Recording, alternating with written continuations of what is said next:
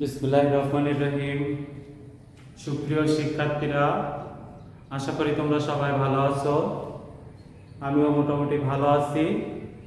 করোনার এই দুর্যোগ মুহূর্তে শিক্ষা প্রতিষ্ঠান প্রায় 1.5 বছর যাবৎ বন্ধ আছে। এই সময় তোমরা সবাই ঘরে বসে আছো, তোমাদের পড়ালেখার অনেক ক্ষতি হচ্ছে। সেই ক্ষতি পুষিয়ে নিতে আমাদের এই অনলাইন ক্লাসের সাথে তোমরা সংযুক্ত হয়ে তোমাদের পড়ালেখাকে এগিয়ে নিতে পারো। তো আমি আবারও তোমাদেরকে জানাচ্ছি, আলিপুর ইউনিয়ন মাধ্যমিক বিদ্যালয়ের পক্ষ থেকে অনলাইন ক্লাসে স্বাগতম। আমি মোহাম্মদ শামসুর রহমান, সহকারী শিক্ষক, আলিপুর ইউনিয়ন মাধ্যমিক বিদ্যালয়, আলিপুর সাতক্ষীরা। সুপ্রিয় শিক্ষার্থীরা, তোমাদের দশম শ্রেণীর রসায়ন 11 অধ্যায়ের পলিমার যৌগগুলো প্রস্তুত সম্পর্কে আজকের ক্লাসে আমি তোমাদেরকে জানাবো। তোমরা আমার সাথে খাতা কলম নিয়ে বসে পড়তে পারো এবং একই সাথে আমার সাথে দেখে নিতে পারো তোমাদের এই বিভিন্ন ধরনের পলিমার যৌগ প্রস্তুতি কিভাবে করতে হয়। তো আসো আমরা এখন দেখি কিভাবে তৈরি করা যায়। পলিমারকরণ বিক্রিয়া 2 প্রকার। আমরা জানি পলিমারকরণ বিক্রিয়া, পলিমারকরণ বিক্রিয়া 2 প্রকার। এক, যুগ পলিমারকরণ বিক্রিয়া।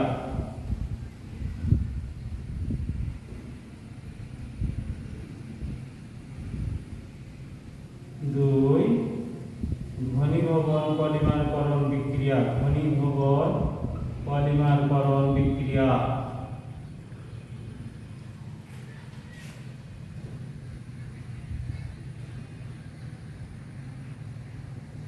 এই দুটো বিক্রিয়ার মাধ্যমে আমরা বিভিন্ন যৌগ প্রস্তুত করতে পারি। কিছু যৌগ পলিমারকরণ বিক্রিয়ার মাধ্যমে, যৌগ পলিমারকরণ বিক্রিয়ার মাধ্যমে, কিছু যৌগ ঘনীভবন পলিমারকরণ বিক্রিয়ার মাধ্যমে। তোমাদের পাঠ্য বইতে আছে, সেই অনুপাতে আমি দেখাচ্ছি। তো প্রথমে আসি আমরা কিছু যৌগ পলিমারকরণ বিক্রিয়া। যৌগ পলিমারকরণ বিক্রিয়া।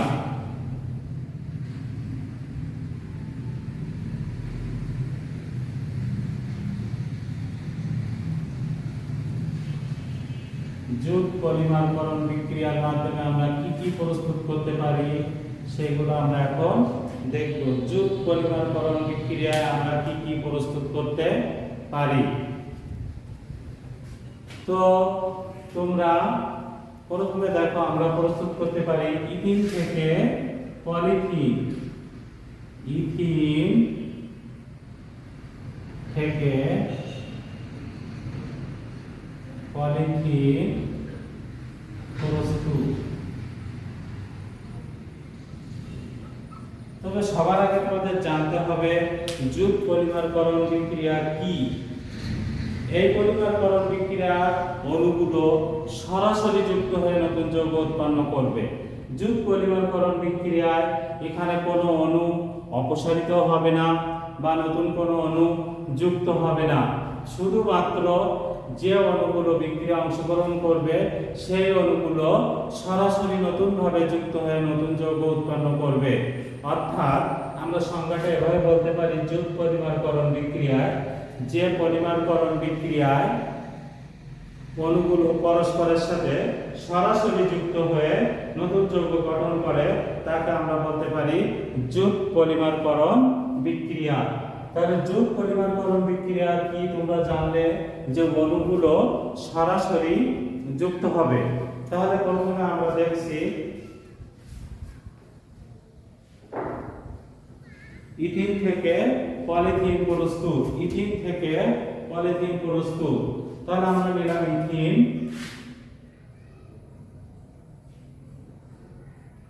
ইথিন পলিমারকরণ বিক্রিয়ায় অণুর সংখ্যার কোনো ফিক্স নেই, অসংখ্য অণু পরস্পরের সাথে যুক্ত হতে পারে। তাই আমরা এখানে n ব্যবহার করব। n এর মান 1 2 3 4 ডট ডট, অর্থাৎ অসংখ্য অণু পরস্পরের সাথে যুক্ত হতে পারে। সেজন্য আমরা এখানে n ব্যবহার করব।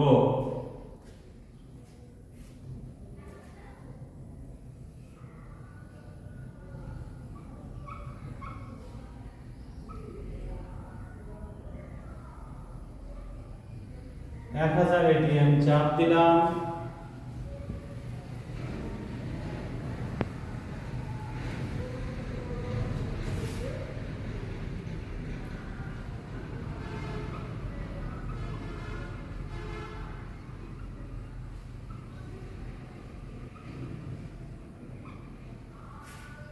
এটিএম এর পূর্ণরূপ অ্যাটমসফিয়ার অর্থাৎ বায়ুমণ্ডলীয় চাপ। তাহলে আমরা কি করলাম, ইথিনের n সংখ্যক নিলাম, n সংখ্যক ইথিন নিয়ে তাতে কি করলাম 1000 অ্যাটমসফিয়ার চাপ, এটিএম অ্যাটমসফিয়ার চাপে 200 ডিগ্রি সেলসিয়াস তাপমাত্রায় সামান্য অক্সিজেনের উপস্থিতিতে উত্তপ্ত করলে উৎপন্ন হয়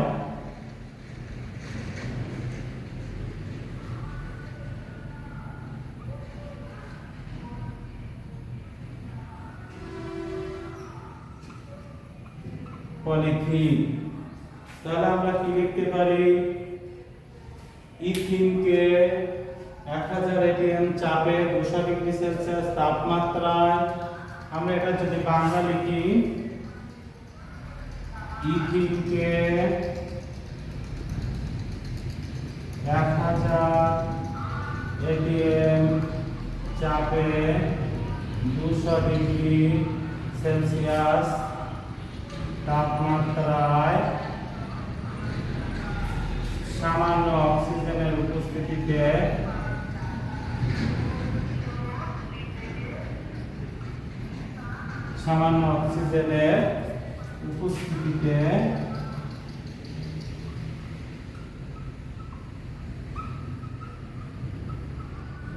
উত্তপ্ত করলে পলিথিন উৎপন্ন হয়।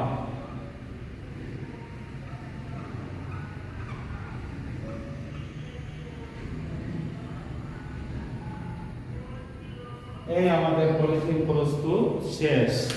খেয়াল করার এখানে কিন্তু কোনো অণু চেঞ্জ হয়নি, সরাসরি পরস্পরের সাথে যুক্ত হয়েছে এবং সাধারণত পলিমার যৌগগুলোর সামনে এক বন্ধন, পিছনে একটা বন্ধন থাকে, কারণ আরো কিছু সংখ্যক অণু তারা যুক্ত করতে সক্ষম।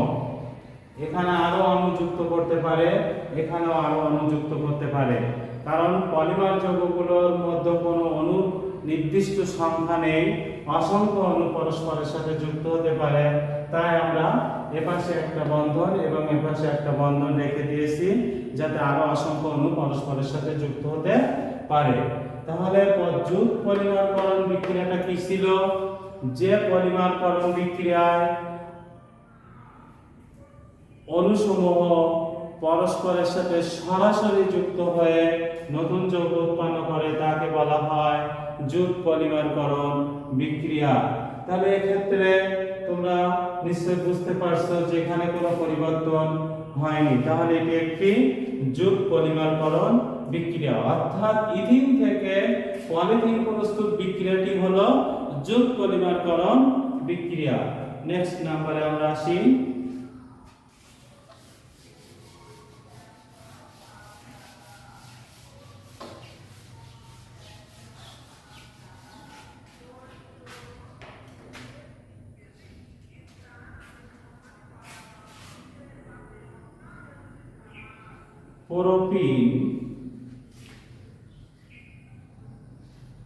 প্রোপিন থেকে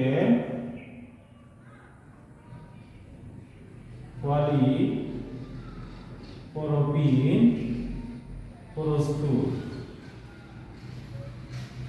এটাও কিন্তু যুগ পলিমারকরণ বিক্রিয়া। অর্থাৎ আমরা এখন কি করব, প্রোপিন থেকে পলিপ্রোপিন প্রস্তুত করব, প্রোপিন থেকে পলিপ্রোপিন প্রস্তুত।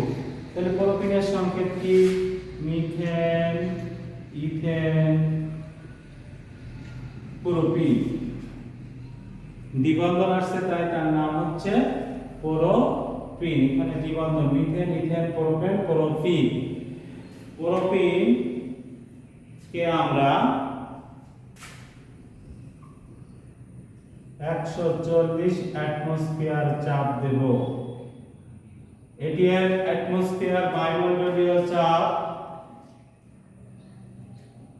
120 ডিগ্রি সেলসিয়াস তাপমাত্রা টাইটানিয়াম ক্লোরাইড। তাহলে আমরা এটাকে কি নেব, n সংখ্যক। তাহলে n সংখ্যক প্রোপিন নিলাম এবং 140 atm চাপ, 120 ডিগ্রি সেলসিয়াস তাপমাত্রা, টাইটানিয়াম ক্লোরাইডের উপস্থিতিতে আমরা তৈরি করব এখন পলিপ্রোপিন।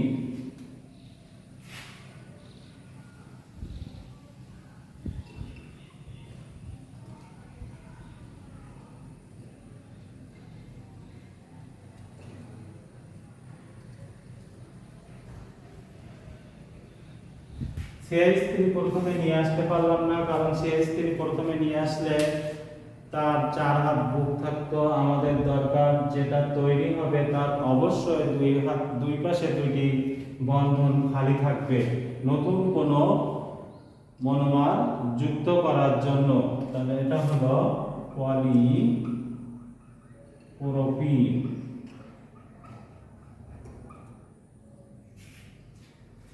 সুপ্রিয় শিক্ষার্থীরা, তোমরা দেখো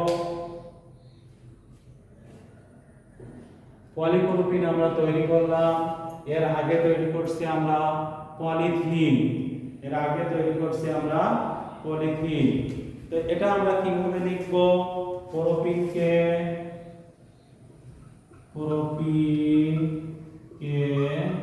টাইটানিয়াম ক্লোরাইডের উপস্থিতিতে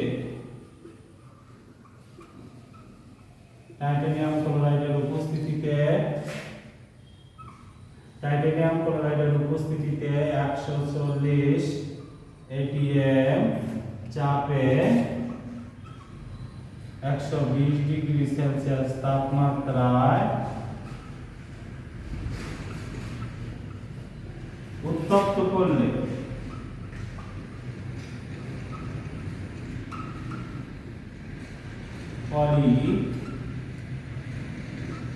পলিপ্রোপিন উৎপন্ন হয়। একটা জিনিস খেয়াল করবে, যেটা তোমরা আমার সাথে লিখে নিতে পারো, যে পলিপ্রোপিন কিন্তু পলিথিনের চেয়ে শক্ত কিন্তু হালকা। এই পলিপ্রোপিনটা কিন্তু পলিথিনের চেয়ে শক্ত কিন্তু হালকা। পলিপ্রোপিন দিয়ে দড়ি, পাইপ, কার্পেট ইত্যাদি তৈরি করা হয়। কি কি তৈরি করা যায়? দড়ি, পাইপ, কার্পেট, এগুলো তৈরি করা যায়। অনেক সময় আমাদের প্রশ্নে আসে যে রশি তৈরি করা যায়, যে পলিমার দিয়ে সেই পলিমারটি কিভাবে প্রস্তুত করা যাবে। রশি বা দড়ি এটা সাধারণত কি থেকে তৈরি করা হয়? পলিপ্রোপিন থেকে তৈরি করা হয়। এখানে দেখো অণুর সংখ্যা, অণু যা ছিল সরাসরি তাই যুক্ত হয়ে তৈরি হয়েছে পলিপ্রোপিন। এই কারণে এটাও একটি জুট পলিমারকরণ বিক্রিয়া। এখানে আমরা বলতে পারি যে প্রোপিনকে টাইটানিয়াম ক্লোরাইডের উপস্থিতিতে 140 atm চাপে 120 ডিগ্রি সেলসিয়াস তাপমাত্রায় উত্তপ্ত করলে পলিপ্রোপিন উৎপন্ন হয়। এই পলিপ্রোপিনটি হলো পলিথিনের চেয়ে শক্ত কিন্তু হালকা। পলিথিনের চেয়ে শক্ত কিন্তু হালকা। পলিপ্রোপিন দিয়ে আমরা কি তৈরি করতে পারি? দড়ি, পাইপ ও কার্পেট, এগুলো তৈরি করা হয় পলিপ্রোপিন থেকে। এবং পলিপ্রোপিন কিন্তু একটি জুট পলিমারকরণ বিক্রিয়া। আমরা পলিমারকরণ বিক্রিয়া দুটো বলছি, একটা জুট পলিমারকরণ বিক্রিয়া আর একটা ঘনীভবন পলিমারকরণ বিক্রিয়া। আমরা এখনো যে দুইটা প্রস্তুত করলাম দুইটাই কিন্তু জুট পলিমারকরণ বিক্রিয়া, অর্থাৎ এখানে অণুসমূহ সরাসরি যুক্ত হয়ে পলিমার তৈরি করছে। নেক্সট নম্বরে আমরা আসি, এটা নিশ্চয়ই তোমরা তুলে নিয়েছো।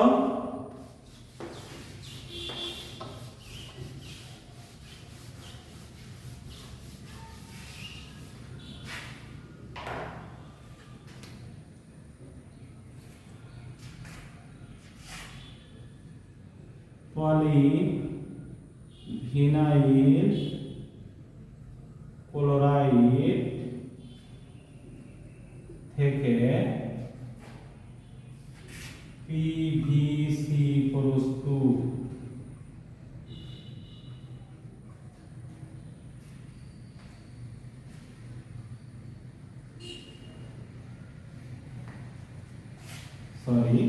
ভিনাইল ক্লোরাইড থেকে পিভিসি প্রস্তুত। অর্থাৎ পিভিসি এর পূর্ণ রূপই হলো পলি ভিনাইল ক্লোরাইড। এর পূর্ণ রূপই হলো পলিভিনাইল ক্লোরাইড। পিতে পলি, বিতে ভিনাইল, সিতে ক্লোরাইড। তাহলে আমরা ভিনাইল ক্লোরাইড থেকে পলিভিনাইল ক্লোরাইড প্রস্তুত করব।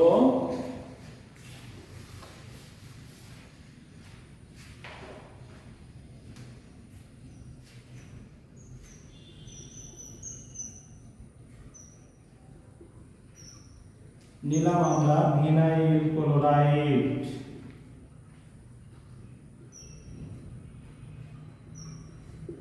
ভিনাইল ক্লোরাইড উচ্চ তাপ ও চাপ দেব।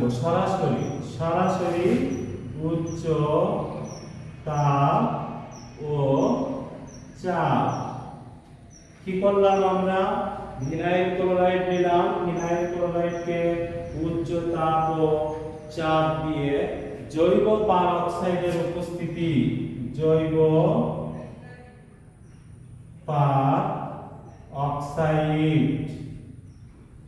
পারঅক্সাইডের উপস্থিতিতে ভিনাইল ক্লোরাইডকে উচ্চ চাপ ও তাপে উত্তপ্ত করলে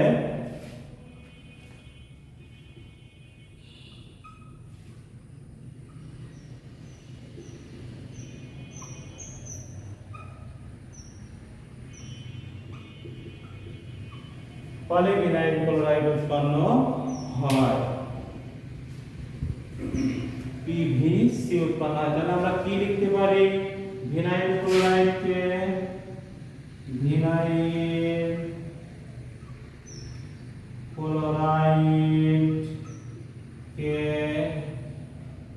জৈব পারঅক্সাইডের উপস্থিতিতে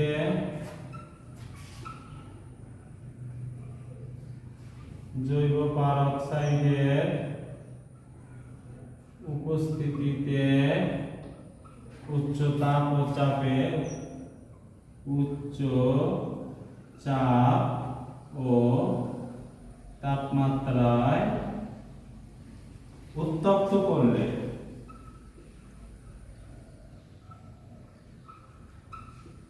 পিভিসি উৎপন্ন হয়।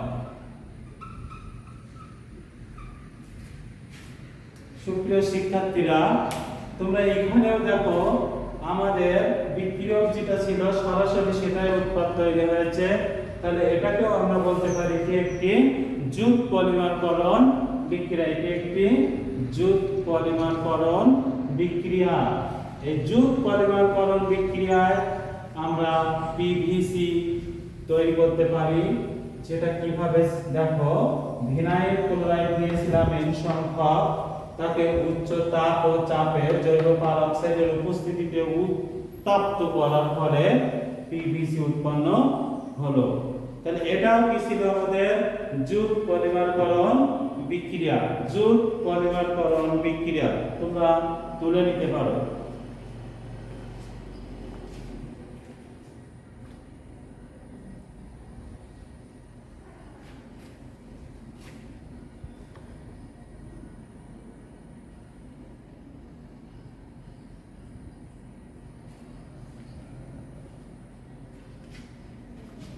তো ঠিক আছে, এবার আসি আমরা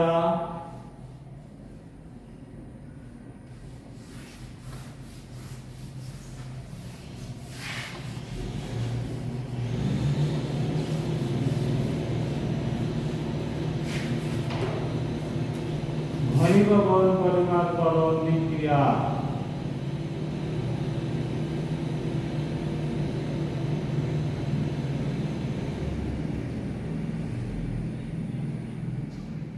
ঘনীভবন পলিমারকরণ বিক্রিয়া। এতক্ষণ আমরা যে তিনটা প্রস্তুত করলাম তিনটাই ছিল জুট পলিমারকরণ বিক্রিয়া। এখন আমরা তৈরি করব ঘনীভবন পলিমারকরণ বিক্রিয়ায় কি উৎপন্ন করা যায়। তো ঘনীভবন পলিমারকরণ বিক্রিয়া সম্পর্কে আগে আমরা একটু জানি যে পলিমারকরণ বিক্রিয়ায় অনুসমূহ পরস্পরের সাথে যুক্ত হওয়ার সময় ধরো অনেকগুলো অণু পরস্পরের সাথে যুক্ত হবে, কিন্তু এই যুক্ত হওয়ার সময় পানি, কার্বন ডাই অক্সাইড এই ধরনের ক্ষুদ্র অণু অপসারণ করে দেবে। তাহলে আমরা কি বুঝলাম যে ঘনীভবন পলিমারকরণ বিক্রিয়াটা যখন ঘটবে তখন বিক্রিয়ক থেকে এক বা একাধিক ক্ষুদ্র অণু পানি বা কার্বন ডাই অক্সাইড এরকম ছোট ছোট অণু অপসারিত হবে। আর যে পলিমারকরণ বিক্রিয়ায় এরকম ক্ষুদ্র ক্ষুদ্র অণু অপসারিত হয় তাদেরকে বলা হয় ঘনীভবন পলিমারকরণ বিক্রিয়া। তাহলে ঘনীভবন পলিমারকরণ বিক্রিয়ায় আমরা জানলাম যে অবশ্যই সেখান থেকে ক্ষুদ্র ক্ষুদ্র অণু অপসারিত হবে। যে মনোমার থাকবে যার থেকে বিক্রিয়া হয়ে পলিমার উৎপন্ন করবে সেই বিক্রিয়ক থেকে কিছু একটা অণু ছোট অণু হোক ছোট ছোট অণু বিক্রিয়া থেকে অপসারিত হয়ে যাবে। আর যদি বিক্রিয়া থেকে অপসারিত হয় তাহলে আমরা সেটাকে বলবো ঘনীভবন পলিমারকরণ বিক্রিয়া। তো আমরা সেই ঘনীভবন পলিমারকরণ বিক্রিয়া দেখি কি প্রস্তুত করা যায়। Nylon 66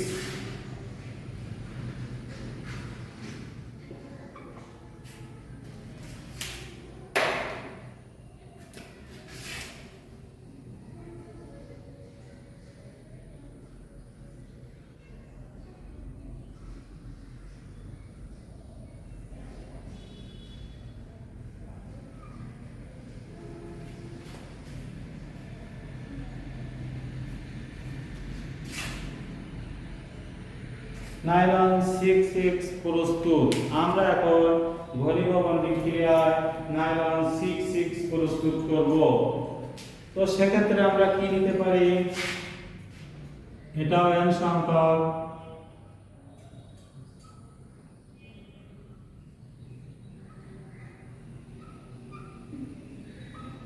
adipic acid, adipic acid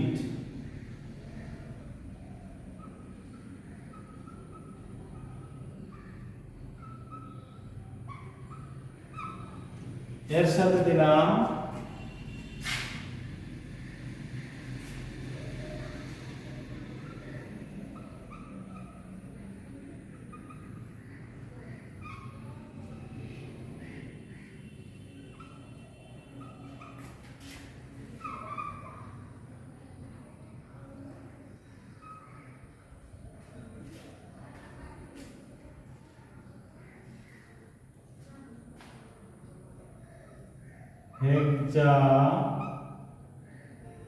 hexamethylene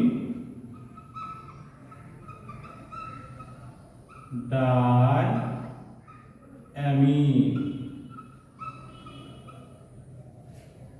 hexamethylene diamine এর থেকে আমরা তৈরি করব, তো এটাও n সংখ্যক,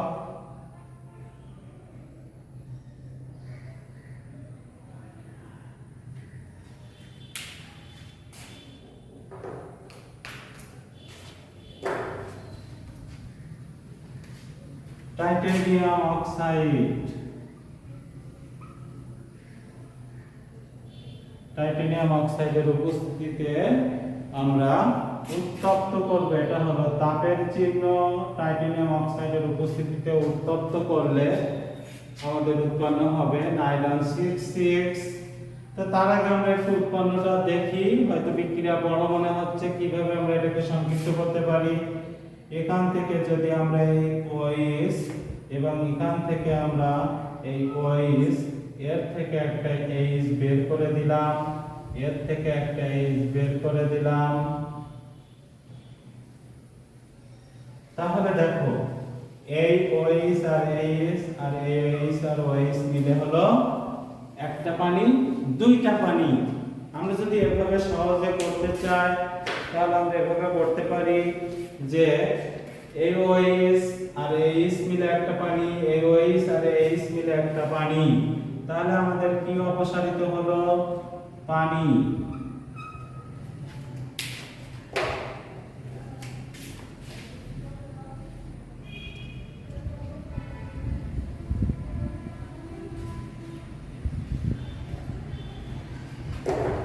কয়টা পানি অপসারিত হলো?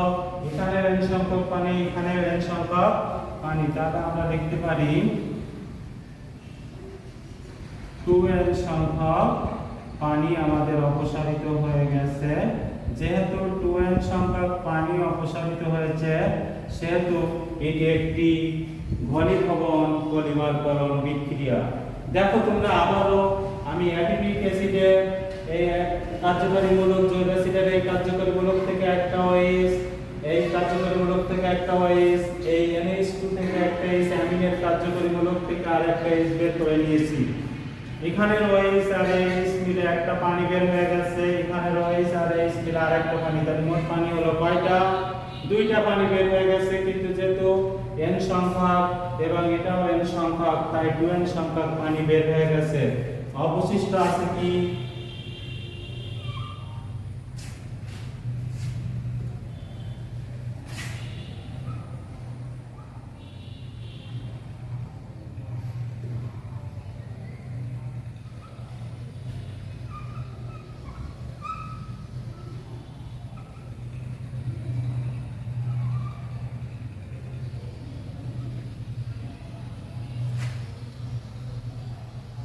CO, এখানে NH জুড়ে দিলাম, NH বন্ড, CH2 6 বন্ড, আছে কি? NH। তাহলে দেখো আমাদের খুব সহজে হয়ে গেছে। এখানে ছিল CO bond, CH2 4 bond, CO এর সাথে আমি জুড়ে দিলাম NH2 থেকে, অ্যামিন থেকে একটা H বেরিয়ে গেছে, তাহলে আরেকটা NH থেকে সেই NH জুড়ে দিলাম বন্ড, CH2 6 বন্ড, NH থেকে আরেকটা বন্ড। যেহেতু আমাদের এটি একটি পলিমার যৌগ, সেহেতু এর দুই পাশেই হাত খালি থাকবে এবং এটাকে দিয়ে দিলাম n সংখ্যক।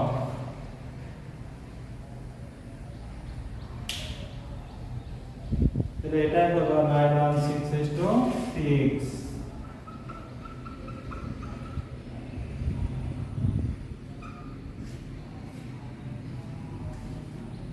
তোমাদের বিক্রিয়াটা সহজ করে দেওয়ার জন্য কিন্তু আমি আবারও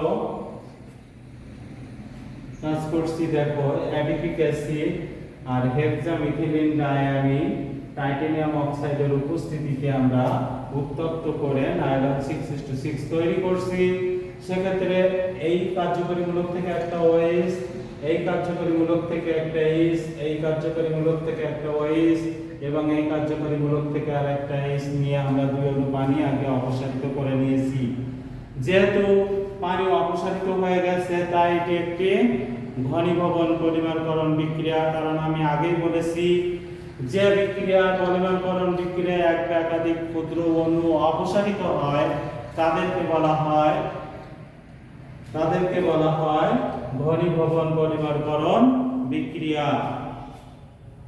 তো যদি আমরা বাংলা লিখতে চাই, অ্যাডিপিক অ্যাসিড ও হেক্সামিথিলিন ডাইয়ামিনকে টাইটানিয়াম অক্সাইডের উপস্থিতিতে উত্তপ্ত করলে নাইলন 6:6 উৎপন্ন হয়।